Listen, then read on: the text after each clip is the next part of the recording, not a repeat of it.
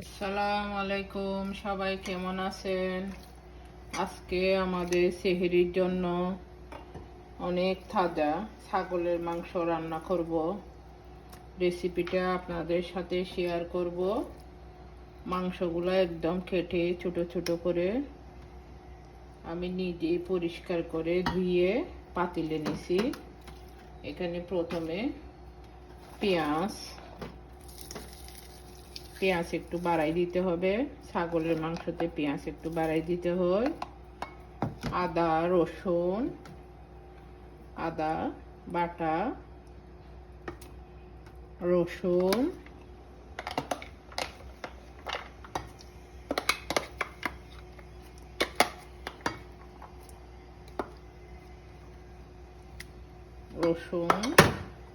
আদা বাটা, রসুন, এখানে মরিচ আর হলুদ একসাথে মিশিয়ে এভাবে রাখি। আমি সব সময় এরকম করে রেখে দিই, রান্না যেন সহজ হয়ে যায়।